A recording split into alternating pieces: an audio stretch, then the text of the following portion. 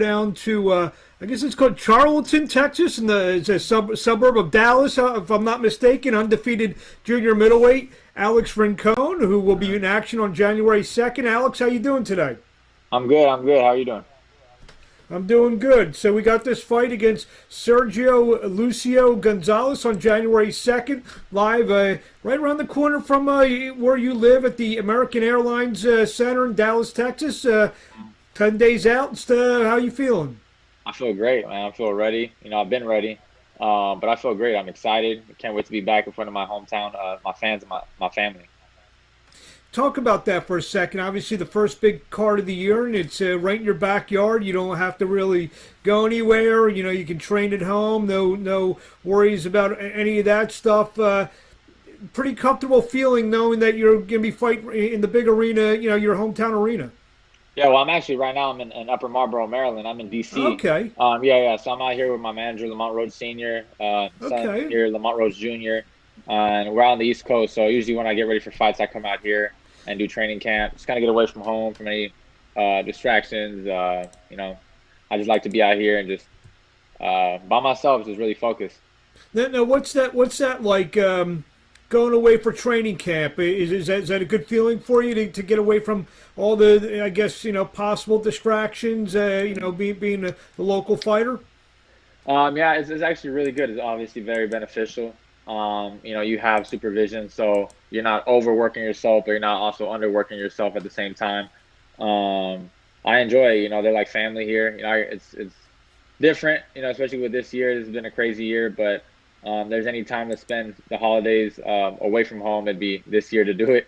But I get to spend Christmas with my second family, with the Roaches, and get to be weighing in on New Year's. So it's going to be an interesting holiday this year.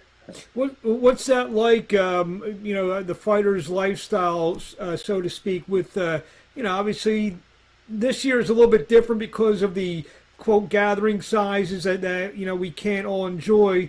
But there's still food around. There's still some Yeah, yeah. celebration Oh, around, and there's food. obviously, There's food around. and obviously you have to kind of be disciplined and all that. I would imagine that maybe even stem back to Thanksgiving a month ago, where you probably were starting your process towards this fight. How difficult is that? It's not too difficult. Mainly because now when I'm around my family, it's hard because if you have a Mexican grandma or mom, they don't stop offering you until you eat. So they just keep offering and offering and offering. But it's not that hard. I'm disciplined. I'm very disciplined when it comes to just, eating clean itself. But yeah, I just stick to my diet, stick to my plan. If I see food around me, I just walk away. Yeah. What to talk about this fight, your opponent, Mister Gonzalez. What can you tell us about him? I saw some of his fights. I think with Jonathan. I don't know his last. I forgot his last name. Esquivel, I think. But he's just a come forward fighter. Like I just want to say like a typical Mexican style fighter, but he comes in pretty sloppy. He when he throws his punches, he's kind of off balance, walking forward. But yeah, we have the game plan set for him, and we're gonna knock him out. At 7-0 with six knockouts. Talk about where in terms of your career. If I'm asking you this question a year from now, where are you? Where do you want to be in your career? A year from now, wherever God has me, I just want to definitely be doing 10 rounders for sure. I should be doing 10 rounders. Maybe fight for a junior title at that time. So I trust God's plan. This year has been a crazy year, so we never know, what we have in store for us. But whatever my manager and what Golden Boy, my manager and what Golden Boy has for me, I trust it. What it's the first time I've had the pleasure of interviewing you. Tell us a little bit about yourself, your amateur career, your early boxing memories and so forth. Well, I've had a little bit over 100 fights. I got to fight. I was ranked number one in the United States at the age of 17. I got to fight in Ukraine, so I was in the USA team, won the nationals. That's how I met my manager's son. I got to fight in Ukraine at the Klitschko Brothers Invitational. Got a silver medal over there overseas. I've been fighting my whole life. I started out with my grandfather being professional in Mexico. My dad did the amateurs. and now it's me and my brother. And I'm just an all-around fighter. Can box, can fight on the inside, explosive, elusive. Um, yeah. So then after this hard training camp in Maryland, you get to go back home. The fights in Dallas. So how do you feel about that? You feel extra pressure. I'm sure you'll have some people there for you. Is there extra pressure fighting in your backyard? No, not at all. No pressure. If anything, just more excitement, more energy to feed off of. It's going to be great. It's going to definitely bring me a lot of comfort being back home. Um, just because haven't seen my friends and family. And just, I mean, it's been a few weeks, but it feels like a long time in training camp. But also just because I didn't get to spend the holidays with my mom and my grandma and my brother and my brother's fiance and just all these, this big old family that I don't get to be around and my friends. So when I get to walk out and I see their faces, it's gonna be a great feeling. What you're fighting on this big card, obviously with Ryan Garcia taking on Luke Campbell's the main event, first card of the year. Probably going to be a lot of eyes on it. What are your thoughts about that? Maybe more people may be watching this. It's the only game in town on January 2nd in the boxing world. How important is it for you to not only win but shine on January 2nd? I think it's very important, but obviously, if I just stick to the game plan, do what I'm supposed to do, I'm gonna look great. I'll stick to whatever my coaches tell me to do. But yeah, a lot of eyes are definitely on because of the big following that Ryan has and how big the magnitude of this fight is. There's gonna be a lot of eyes and attention on this fight, so it is yeah important to make sure I look good and look clean in there, have a great I, performance.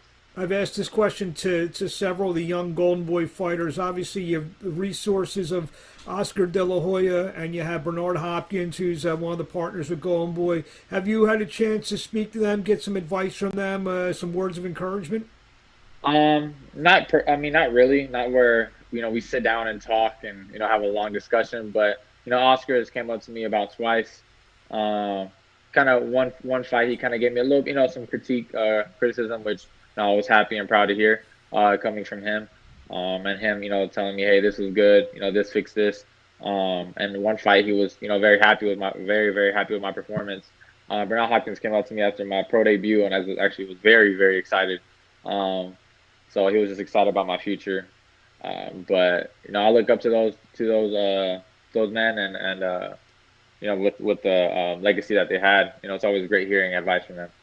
I just spoke with another one of your Dallas stablemates, Tristan Calcruth, and I Uncle asked him. T, I call him Uncle T. Yeah. That's like my little brother. See, if I would have interviewed you first, I would have dropped that on him. Yeah, So, yeah. Now you know for next time. there you go. So you got him and yourself. Hector Tanahara, I believe, from San Antonio. Joshua Franco, Virgil Ortiz. A lot of good Texas talent being kind of groomed all at the same time by Golden Boy. You guys, you Texas guys, all kind of maybe have some dialogue together. Coming up and what's that like? Knowing guys that you probably came through the amateur ranks with. Coming up the same promotion, the same time, all some at different levels in your career, but you guys, kind of because you probably have known each other for years and years, you guys give some feedback to each other. Yeah, I mean, we don't. When it comes to that, it's mainly just support. We get to see each other often. If anything, I see more of the people that are like in San Antonio. I go to San Antonio pretty often to go get some sparring. So I see like Hector Tanahara, or I'll see Joshua Franco. I even see his brother Bam. But I talk to them like I play mainly video games online with Hector Tanahara and stuff. So it's mainly just kind of just talking. Hey, how you doing, man? You got a fight coming up? You're in training camp? Are you home? Are you out of town? But it's always just constant, genuine support from one another. It's like you said, from growing up in the amateurs, we've always supported each other, always had each other's back. Now, more importantly, in the pros, we're building a career, building our legacy. So we always have each other's back, and we have each other's support. And you've seen Joshua win a world title. Yeah. How much Yeah, yeah. motivation? Obviously you're happy for him. But how much motivation does that put on you?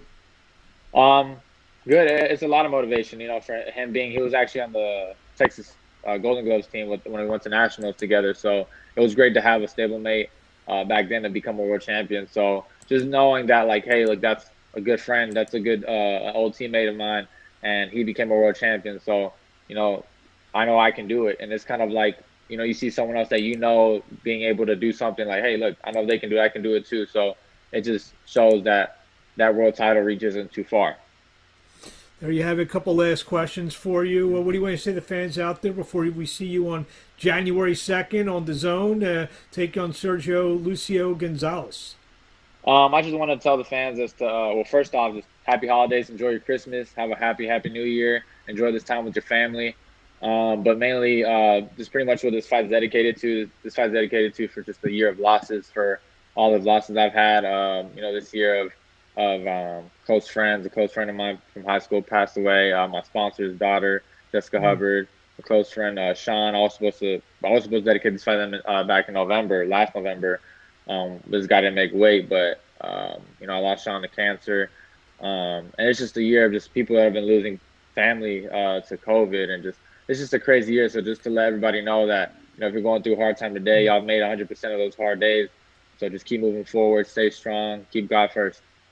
Yeah, like the rest of us, I think we're all looking forward to that calendar going from 2020 to going to 2021. Please. We got like Right. about 9 days for that. So where do we find you on social media?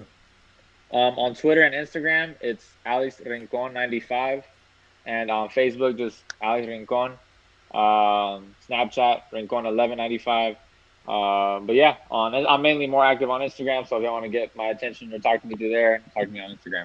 There you go. And I suspect that maybe after January 2nd, the followers will start increasing, Yeah. especially with a big performance on January 2nd. Well, Alex Rincon, we thank you for a few minutes of your time. We wish you and your family a very Merry Christmas, Happy New Year, and we will see you on January 2nd live on the Zone, taking on Sergio Lucio Gonzalez. Thank you very much, and best of luck to you.